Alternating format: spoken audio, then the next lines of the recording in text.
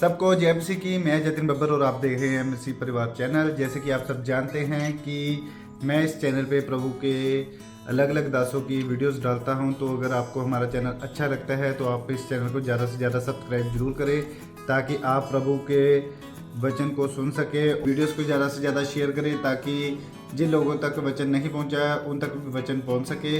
सबको जय मसीह की। एक बार मैं आपसे दोबारा कहूँगा कि इस चैनल को सब्सक्राइब जरूर करें और वीडियोस को ज़्यादा से ज़्यादा शेयर करें। जय मसीह की।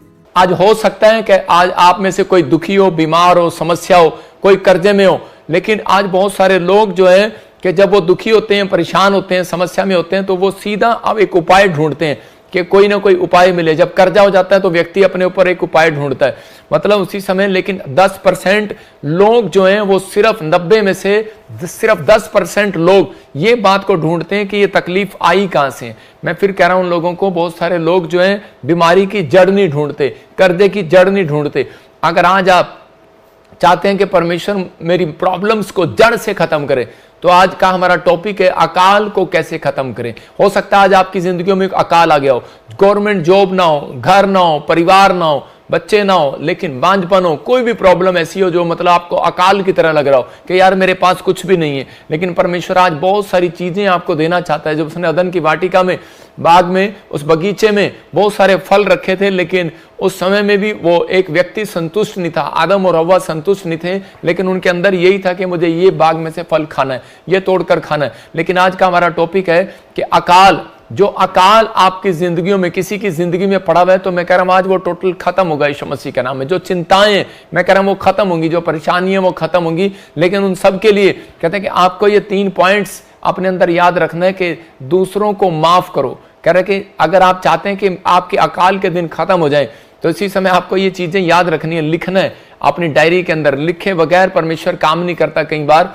तो यहां पर लिखा, कह रहा दूसरों को माफ करें और कह रहा पश्चाताप करें, मतलब ये गलती दोबारा नहीं करूंगा। इसका मतलब ये परमेश्वर ये गलती में दोबारा नहीं करूंगा। और देना सीखें, मतलब कि परमेश्वर को अपना समय देना सीखें। परमेश्वर को बार बार कहता है कि प्रार्थना में अपना टाइम देना सीखें, बाइबल में अपना टाइम देना सीखें, और परमेश्वर को मतलब अपने लव ऑफरिंग देना सीखें। मतलब अपना समय, अपना तन मन धन जब आप परमेश्वर को देते हैं, तो परमेश्वर उसी समय आपकी जिंदगियों में से अकाल के दिन खत्म करता है। लेकिन बहुत सारे लोगों को नहीं पता कि अकाल के दिन क्यों शुरू होते हैं और क्यों खत्म होते हैं। तो आज मैं आपको वचन से बताऊंगा। अब्राहम जो है कि वो कई बार उसकी जिंदगी में ऐसी समस्या आ रही थी कि उसके पास कुआं, जमीन पर एक अकाल पड़ा हुआ था, लेकिन इस समय जब वो प्रार्थना करके जाता था तो परमेश्वर उसके ऊपर से उस अकाल को खत्म कर देता था।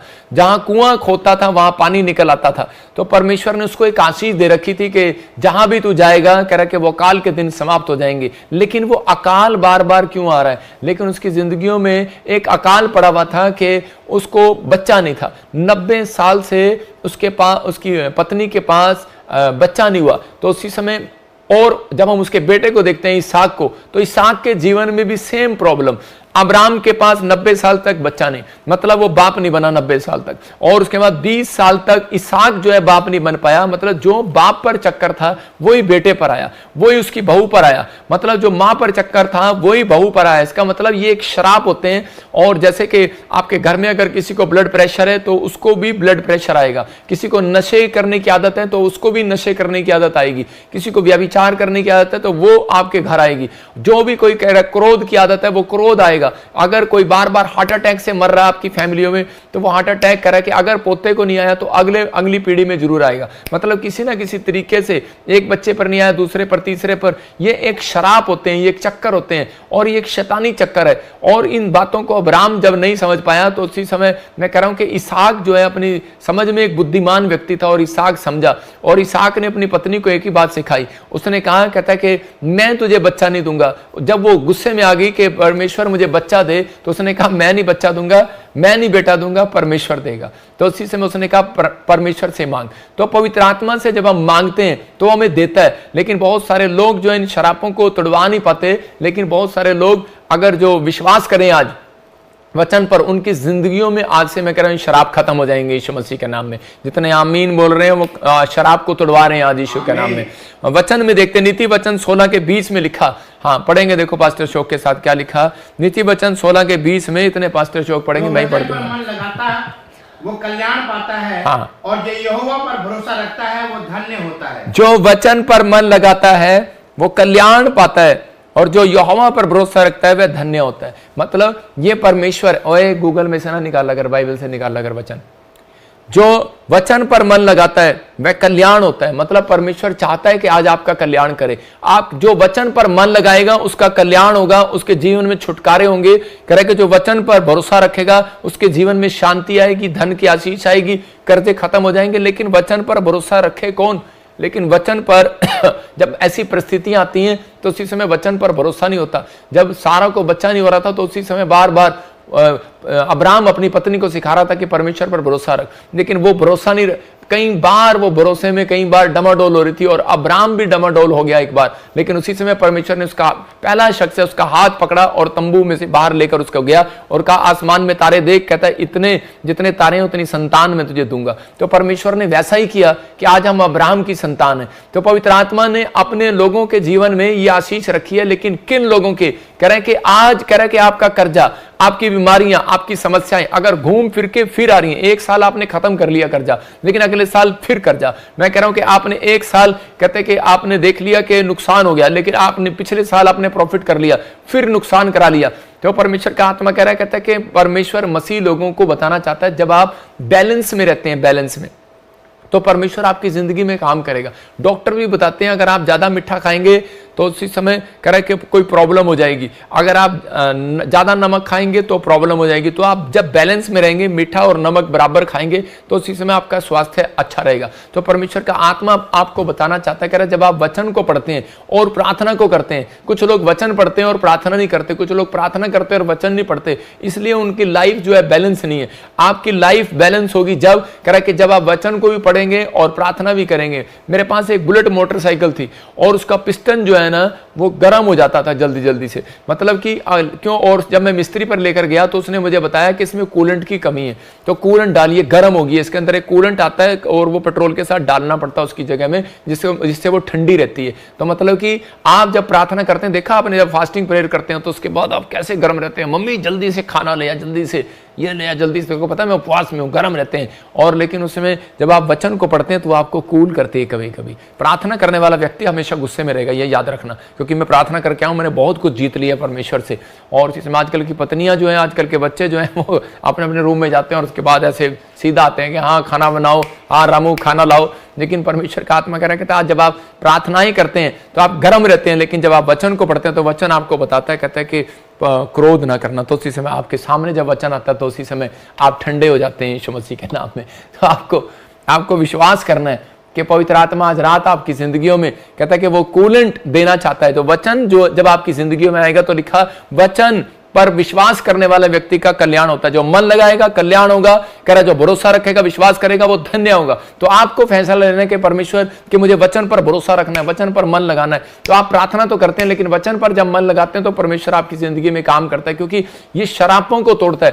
कह रहे वचन को अगर आप इस्तेमाल करना सीख गए तो याद रखना, मैं कह रहा हूं कि आज रात आप बड़ी से बड़ी समस्या को तोड़ सकते हैं यीशु मसीह के नाम में, बड़ी से बड़ी समस्या को खत्म कर सकते हैं। एक बार डॉक्टर किसी को बता रहा था, कह रहा है कि मैं तेरा ऑपरेशन करूंगा, पथरी निकल जाएगी। उसने उससे फीस लिया तो उसने कहा गारंटी जी दोबारा तो नहीं होगी, कहता ये गारंटी नहीं दे सकता, दोबारा भी हो सकती है। तो मैं कह रहा हूं कि आज मैं गारंटी दे रहा हूं, जितने वचन पर मन लगा रहे हैं, कहता है कि ये शराप आपके ऊपर से हमेशा के लिए टूट रहा है यीशु मसीह के नाम में। तो आपको विश्वास करना है। कह रहा है परमेश्वर का वचन जीवन के अंधेरे में से हमें उजाले में लेकर आता है। हम क्यों पढ़ते हैं? क्योंकि परमेश्वर का वचन जब हमें कह रहा है कि जब हमारे अंदर आता है तो उसी समय हम कह रहे कि अंधेरे में से बाहर आते हैं, हम एक रोशनी में आते हैं कि यार अच्छा मैं इस गलती में था, अच्छा यार मेरा काम इसलिए नहीं बना, अच्छा यार मेरा अब तक मेरा वीजा इसलिए नहीं लगा, मुझे बच्चा इसलिए नहीं हुआ। आज जो मैं वचन का प्रकाश आपके ऊपर डाल रहा हूं तो इसका मतलब आज आपको पता लगेगा कि बहुत सारी हमारी ही गलतियों की वजह से कि आज भी कई बार हमारे काम रुके होते हैं।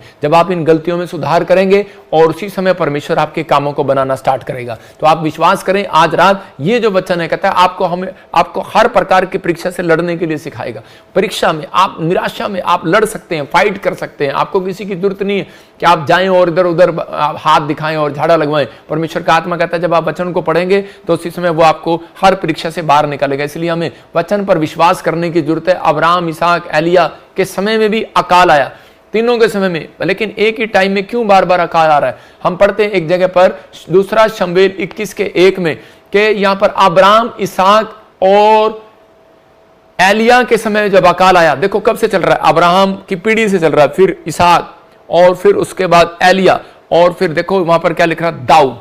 अब दाऊद के समय में अकाल आ गया। कब से, कितनी पीढ़ियों से अकाल चलता आ रहा है, कितनी पीढ़ियों से, लेकिन वो क्या कर रहे हैं, वो सिर्फ प्रेयर कर रहे हैं और अकाल जा रहा है, लेकिन जड़ को खत्म नहीं कर रहे। देखो प्रेयर कर रहे हैं और जा रहा है, प्रेयर कर रहे हैं और जा रहा है, प्रेयर कर रहे हैं। मैं कह रहा हूं मैं ऐसे हवा करूंगा तो मक्खी भाग जाएगी, अगर मक्खी मुझे परेशान कर रही है तो भाग जाएगी, मच्छर परेशान कर रहा है तो भाग जाएगा, प्रॉब्लम चली जाएगी, लेकिन फिर आ सकती है। मक्खी की बड़ी गंदी आदत होती है, बार बार आ जाती है। मच्छर की जो है गंदी आदत होती है, वो बार बार भूं भूं करता करता आ जाएगा।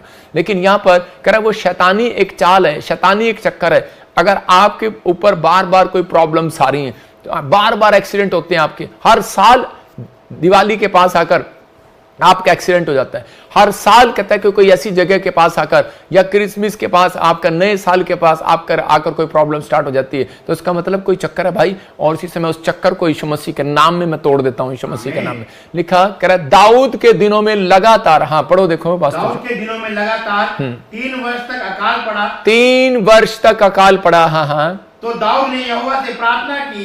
यहोवा ने कहा ये शाऊल और उसके खूनी घराने के कारण हुआ, क्योंकि उसने गिबोनियों को मरवा डाला था। हाँ देखो क्या लिखा, कह रहा है कि दाऊद ने जब बार बार दाऊद जो है परेशान हो गया कि यार मेरे दादे परदादों से जो है अकाल चला रहा है, अकाल अकाल अकाल अकाल, कहता हम कब तक जिएंगे, हर साल बाद अकाल। अकाल एक दिन का नहीं होता था, 3-3 साल का, देखो 3-3 साल, और 3 साल का अकाल पड़ा, 3.5 साल का अकाल पड़ा, एलिया के टाइम में 3.5 साल का पड़ा, और करे इसहाक के टाइम में 3 साल का पड़ा, और करे अकाल पड़ता आ रहा है, पड़ता आ रहा है, पड़ता आ रहा है। लेकिन उस समय में दाऊद जो है, इस समय दाऊद अकाल को हटा नहीं रहा है। दाऊद कह रहा है परमेश्वर मुझे ये बता ये क्यों पड़ा है। तो बहुत सारे लोग, मैंने क्या बताया कि 100% में से 90% लोग होते हैं जो अपनी प्रॉब्लम्स को खत्म कराना चाहते हैं, और बस भाई सब कुछ भी ले लो, 10 रुपए ले लो, 20 ले लो, 50 ले लो, आटा ले लो, चावल ले लो, लेकिन मेरी प्रॉब्लम्स खत्म कर दो। लेकिन यहाँ पर 10% लोग कहते हैं कि पादरी साहब हमें ये बताओ ये हमारी जिंदगी में ये प्रॉब्लम्स क्यों आई हैं। परमेश्वर ऐसे लोगों को प्यार करता है।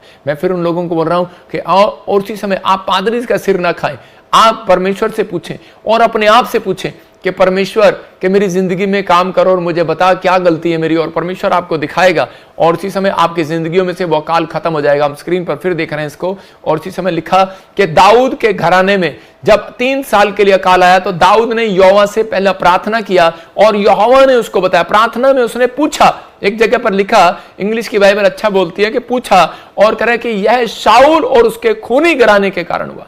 किसके कारण? शाऊल के कारण और उसके खूनी कारण। इसका मतलब कह रहा जो इजराइल में जो पुरख लोग थे पुराने, कहता उनके कारण आया ये। हो सकता है आपके घर में कोई बीमारी आ रही है, समस्या आ रही है, कर्जा आ रहा है, तो वो आपके घराने के कारण आ रहा है, कोई पुरखों के कारण आ रहा है, और इसलिए कह रहा वो खत्म नहीं हो रहा। क्योंकि हत्या का एक पाप ऐसा होता है, कह रहे अगर आपके दादे परदादों ने किसी की हत्या कर दिया तो उसी समय परमेश्वर पीढ़ियों तक दंड देता है। और बहुत बार हम मसीह लोग कहते हैं हमारे शराब टूट गए, लेकिन नहीं, कह रहा कि प्रकाशित वाक्य 21 के 7-8 में लिखा, कह रहा कि जो कोई जय पाए, कहता है वो इन वस्तुओं का वारिस होगा। मतलब कि आपको जय पानी अपने दिमाग पर, उन विचारों पर। बंद क्यों कर रहा है वचन? मैंने रोका है कालू तेरी। तो उसी समय कह रहा यहोवा से प्रार्थना की और यहोवा ने कहा यह शाऊल और उसके खूनी घराने के कारण हुआ, क्योंकि उसने गिबोनियों को मरवा डाला था। गिबोनी मतलब वो एक सेवा करने वाले लोग, गरीब लोग थे, और उसी समय शाऊल ने जो है उनको मरवा दिया, और उसी समय परमेश्वर का क्रोध उनके ऊपर पड़ा, और उसी समय परमेश्वर ने वो 3 साल तक उस देश में अकाल भेजा। लेकिन उस समय में बहुत सारे लोग प्रार्थना कर रहे थे, लेकिन कोई अकाल खत्म नहीं हो रहा था। लेकिन दाऊद ने जब पूछा और कहा गिबोनियों से मैं तुम्हारे लिए क्या करूं, और उन्होंने, मैंने क्या बताया 3 पॉइंट, कि एक तो माफ करना, दूसरा कहता है कि पश्चाताप करना, ये गलती दोबारा नहीं करेंगे। दाऊद ने उनके सामने यही बात किया कि उसने कहा कि हमें माफ करो परमेश्वर, जो हमारे दादे परदादों से, पुरखों से, किसी अभिषिक्त व्यक्ति से गलती हुआ, और उसके बाद दूसरा ये गलती हम दोबारा नहीं करेंगे। ये बात किसने कही? और ये बात परमेश्वर के सामने कही दाऊद ने, और उसी समय वो गिबोनियों के सामने रखी गई। और गिबोनियों को क्या कहा गया? कहता देना, कहता बोलो तुम्हें मैं क्या दूं जिससे तुम खुश हो जाओ, जिससे तुम्हारा मन खुश हो जाए। और उसी समय उन्होंने कहा इसका हमें सिर चाहिए। तो जो भी किया उसने, और उसने उसी समय उसने उनको उसके हाथ में कर दिया। मैं कह रहा हूं कि आज परमेश्वर का आत्मा कह रहा, कहता है कि ये 3 चीजें आपकी लाइफ की स्टोरी बदल देंगी। आज जब आप प्रार्थना में जाएंगे, हो